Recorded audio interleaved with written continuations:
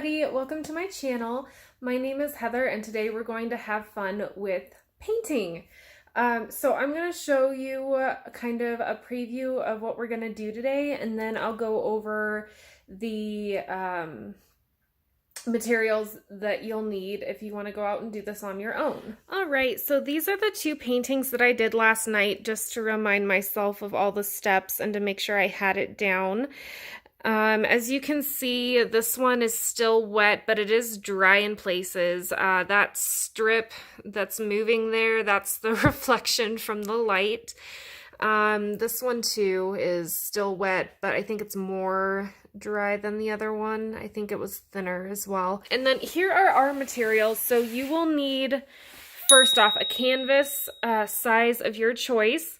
I started with an 8 by 11 because that's more manageable. It doesn't take as long to dry, and it turns out really cute. So you will also need plastic gloves or latex gloves of your choice as well. You will need Floetrol, which you can find in the paint section of your hardware store. Alternatively, you can use equal parts Elmer glue and water. However, it does take a lot longer to dry.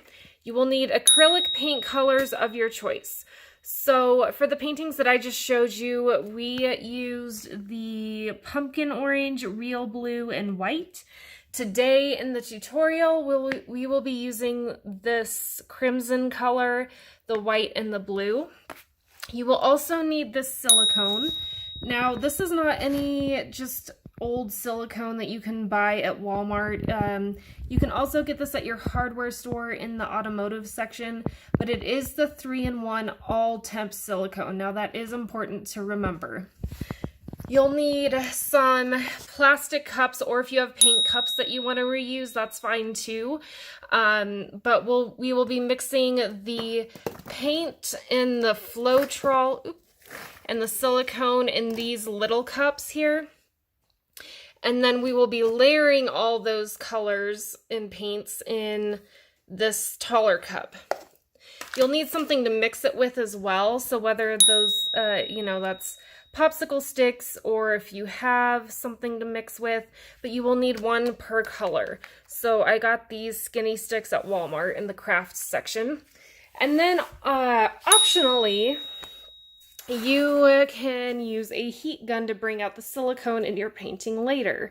So I got mine on Amazon for about 15 bucks. I think you can go to your local hardware store and get them there too. Totally up to you. Again, optional. The silicone will come out anyway as it dries, just maybe not as much.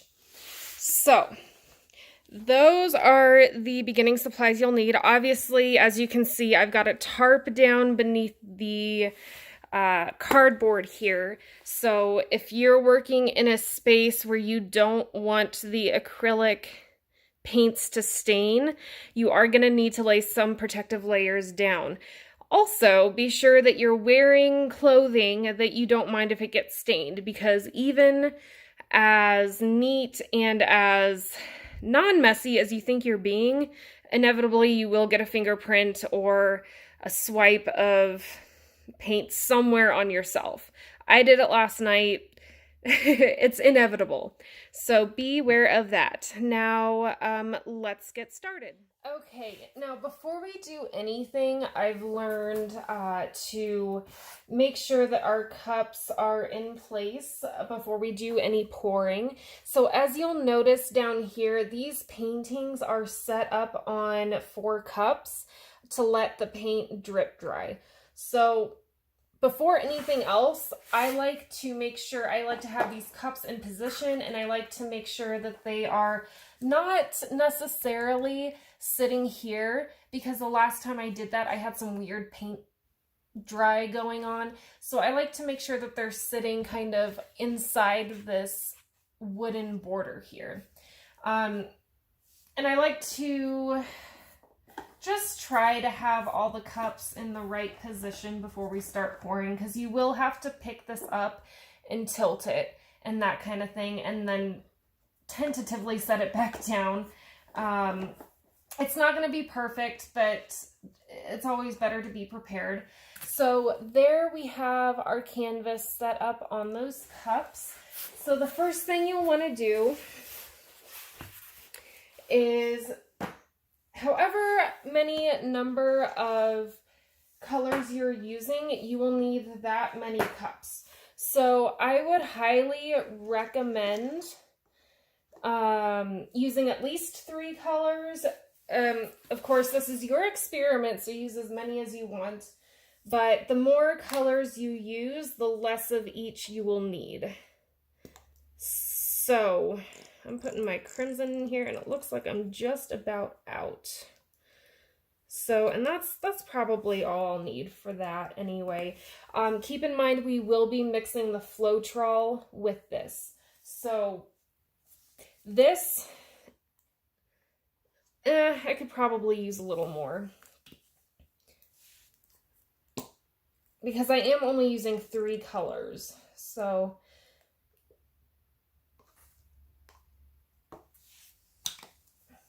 all right. So as you can see, that's not much paint, right? And you're not going to need a whole lot. So get your colors all situated and try to use about the same amount for each paint. If you're using 4 colors, you'll need even less. 5 colors, even less.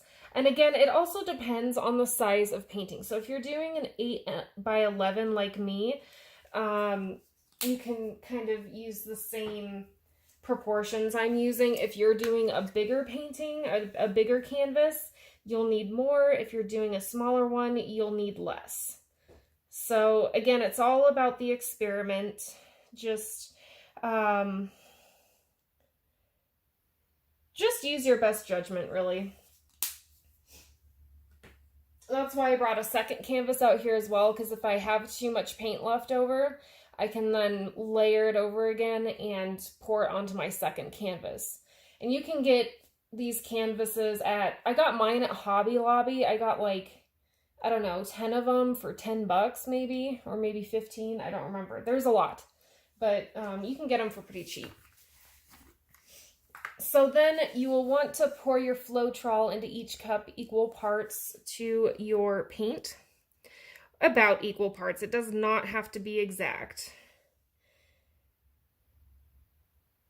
Again, use your best judgment. Now with the white, it is going to be hard to see to mix, so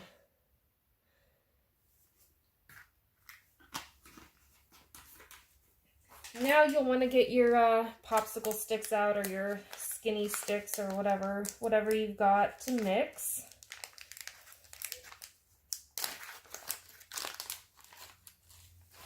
And you'll just want to make sure this Floetrol is mixed in really well. And don't worry about it if you get the white stuff. My friend that I learned this from, she had some clear Floetrol. It doesn't really mess with the color that much. So, and the way she described it to me when she was teaching me this is that you want your paint to be the consistency of ice cream that's been in the sun a little too long. So this is still a little too thick. I'll probably have to put more Floetrol in there. Now my red is a different brand of acrylic paint than my white and my blue. I got my white and my blue very cheap at Walmart, so it runs a little bit thinner than the red will.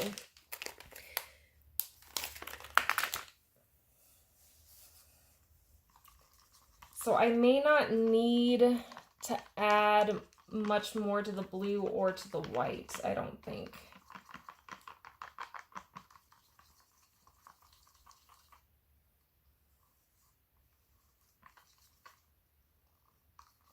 Just make sure it gets just mixed in until you see no more white. I think that's a pretty good consistency. If you can see it, it should be about like that, just pretty drippy. And don't forget to get a new stick for each color. You do not want to be mixing colors at this point, especially if you have white.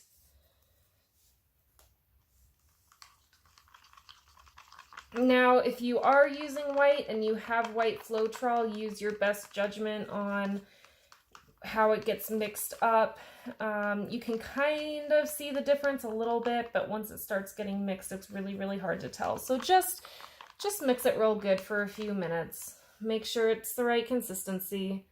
Mine's about, yeah, that's about good. So the red's the only one that I really need to add more to it.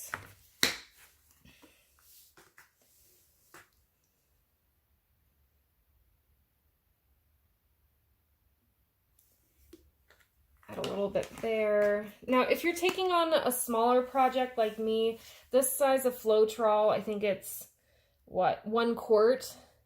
It's probably going to be enough. But if you want to do a bigger canvas or tons of these paintings, all sizes, you're probably going to need the gallon. When I got mine from Lowe's, they were out of the gallon Floetrol, but I didn't really need it anyway. Not yet. I will be selling some of these at the Wrist Canyon craft fair. And I might start selling them online. I'm not sure yet. But my friend who taught me this, I did this with a friend from work a couple weeks ago. She taught me the whole method and everything. She is selling hers, and hers are beautiful. So I will link her Facebook page to the video. So look below for that. And this is still really thick. I'll link her Facebook page below the video. So if you're interested in buying something from her, take a look at her Facebook page. Just look at what she's been making and share with your friends too.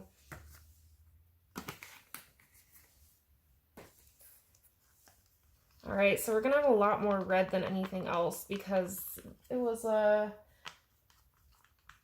little bit better of an acrylic paint, so it was a lot thicker coming out of the tube.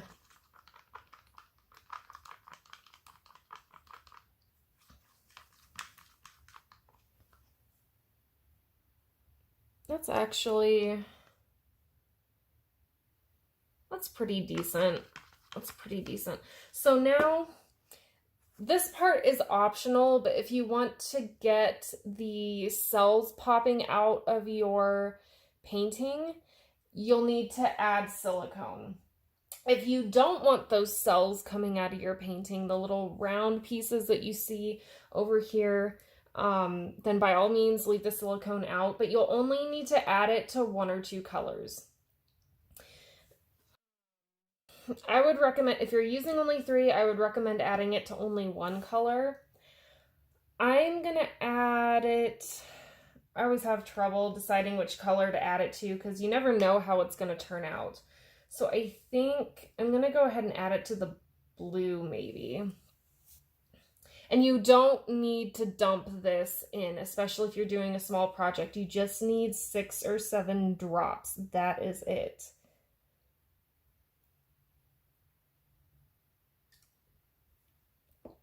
It doesn't take much, guys. And be sure to mix that in as well.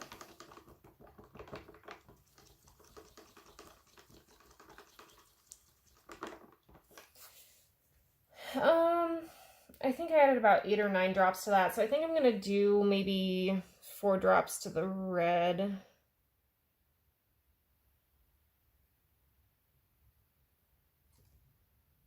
Okay, well, that was 5, but...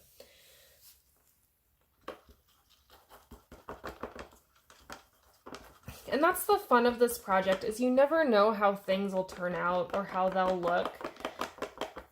These 2 paintings, I used the exact same colors and everything, the same proportions, and they turned out completely different. So that's just the fun part of this project, is nothing ever looks, you know, exactly the same. So now we begin layering. I would recommend alternating your darks and your lights. Again, this is your experiment, so you don't necessarily have to.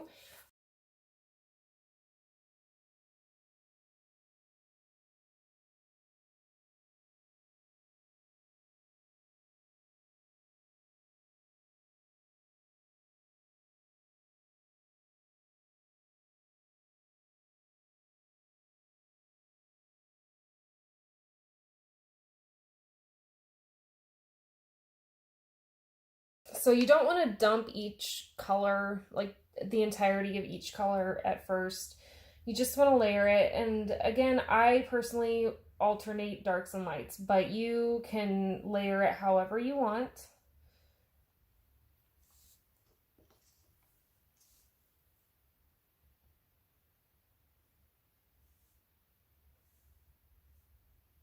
And it doesn't necessarily have to be even proportions either, just as long as it's getting layered. Like, I have way more red than anything else at this point, so I'll probably put more red on each layer.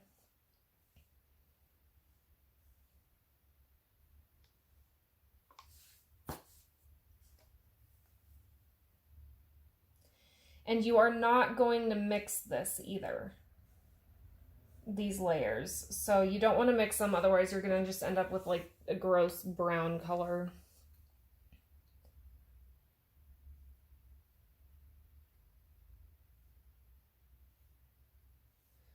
All right, we're running low on paint colors here, so...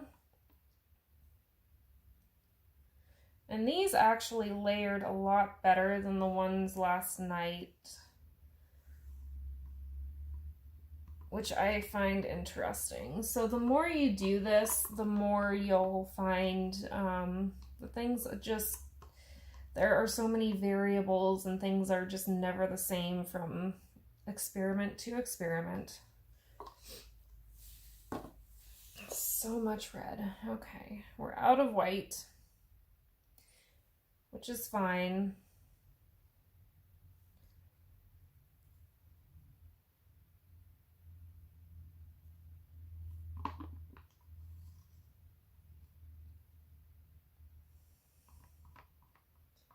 So we'll just dump the rest of the paints into the layering cup.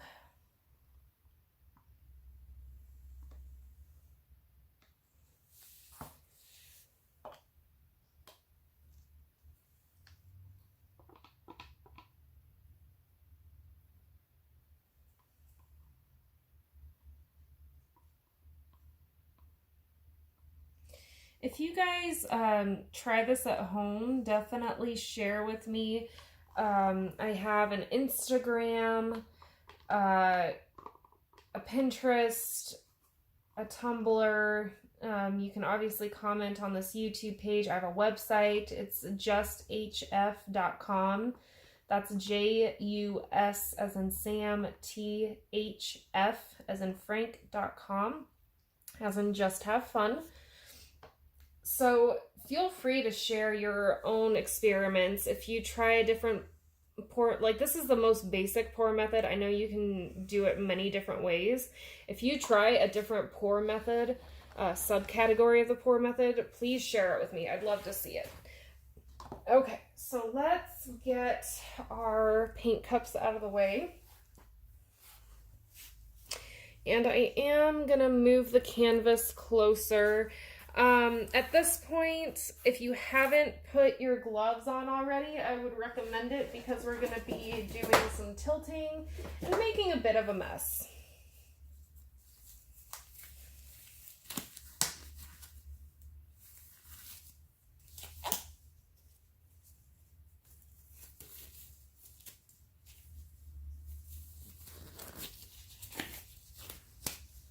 Gloves.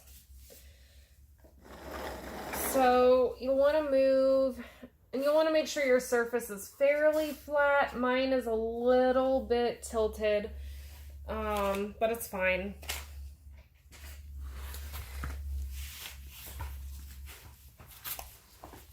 All right, so if you have long hair like me, make sure you put it up, tie it up, and there are a couple different ways you can do this. So you can just pour over the canvas.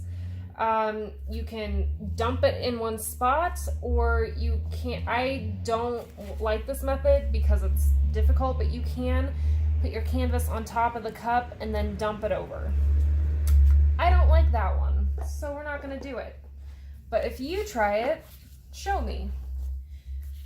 Personally, I just like dumping it, just like that. And not a lot of the white came out, did it?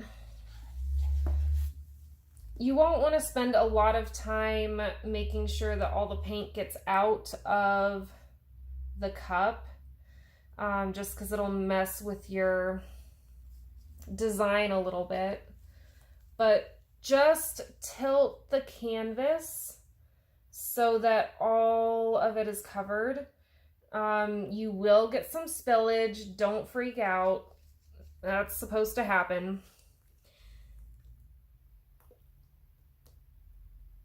You'll just want to make sure all of your edges are covered as well. But if you don't get them all covered, it's fine. I can show you how to do that.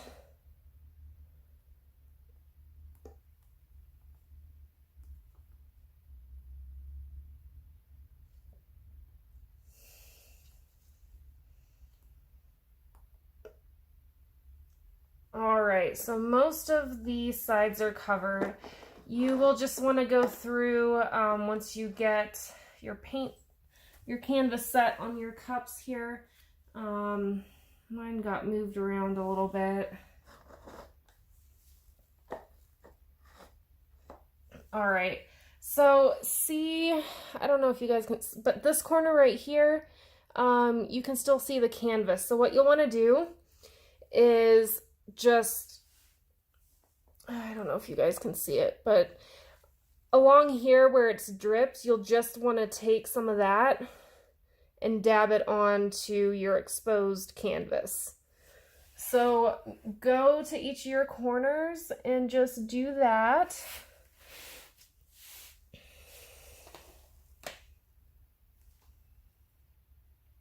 This turned out more purple than I thought it was going to.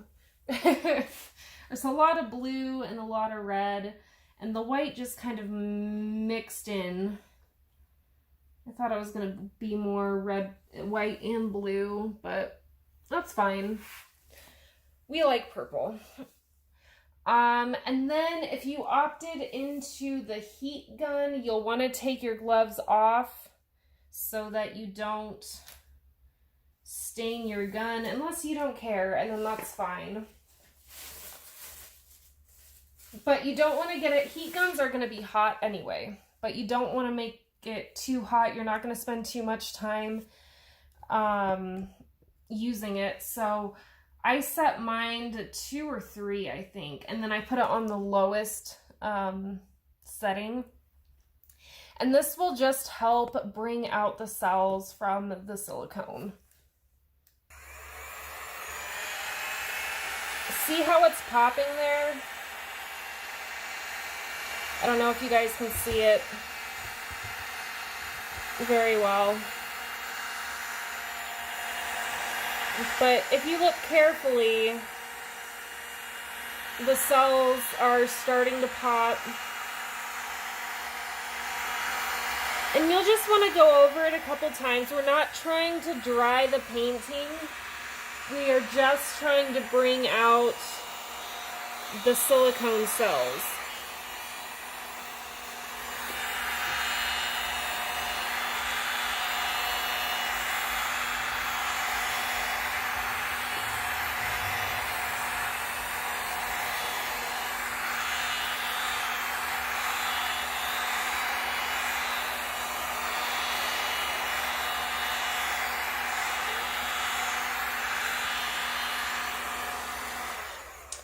And that's it, folks. Well, guys, that's it for this part of the video. The paintings, if you use the Floetrol, it should take a day or 2 to dry. So make sure wherever you start this project that they will not be bothered, moved, tripped over, whatever the case may be, because they will need to sit there for at least a day, maybe 2. I will post an update because if you want your paintings to look glossy, there is an additional step. So there will be a part 2. Keep an eye out for that. If you liked this video, hit the thumbs up. If you want to see more, subscribe and hit that notification bell so that you will be notified when we come out with new content. Check out our website, justhf.com. Check us out on Instagram and Pinterest and Tumblr is the other one. And again, I will link my friend's Facebook page down below. We also have a Facebook page and group as well if you want to join those. But if you're interested in buying from my friend who did teach me this method, check out her link as well. Until next time, have a great day, and we'll see you for part 2.